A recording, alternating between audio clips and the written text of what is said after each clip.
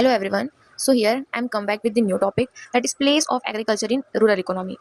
And this is topic derived from the economics department of the study of rural development in India.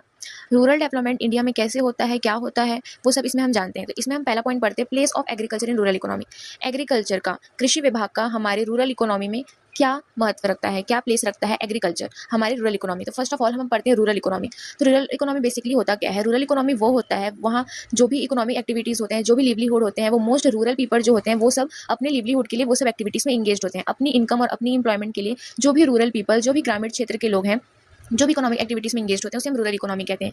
वो for example जैसे dairy farming हो गया, horticulture हो गया, animal husbandry हो गया, फार्मिंग हो गया, फॉरेस्ट्री हो गया, ये सब चीज़ों में रूरल पीपल इंगेज होते हैं। किस लिए? अपनी लिवलीहुड चलाने के लिए। That's called rural economy. The economic activities and livelihood engage in the activities of rural people for mostly depending on their income and employment.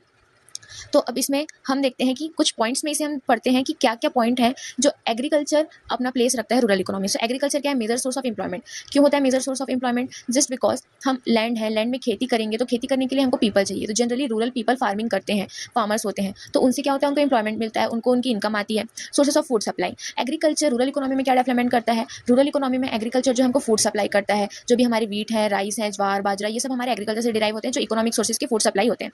Supply of raw material.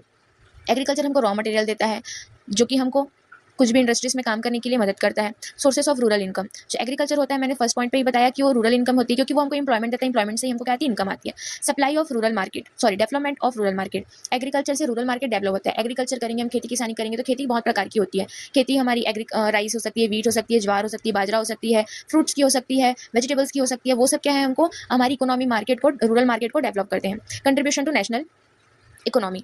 अब धीरे धीरे जस्ट लाइक बूंद बूंद से घड़ा बढ़ता है। अगर हम धीरे धीरे सारी चीज़ों पे ध्यान दें, एग्रीकल्चर हम अच्छे से कर रहे हैं, तो एग्रीकल्चर हम फूड्स का कर रहे हैं, वेजिटेबल्स का कर रहे हैं, कॉटन्स का कर रहे हैं, और जो भी कपड़े हम पहनते हैं वो सब की भी एग्रीकल्चर होती हैं। कॉटन जो है वो प्लांट से ही निकलता है। तो ये सब चीज़ें हमारी क्या है? ये सब चीज़ें बढ़ती जाएंगी, मार्केट बढ़ेगा, मार्केट से क्या होगी? हम सेलिंग बढ़ेगी, सप्लाईज हम करना ज़्यादा बढ़ेंगे। उससे क्या होगा? लोग हमारे पास आना चालू करेंगे, जिससे हमारी इकोनॉमिक डेवलपमेंट बढ़ती जाएगी।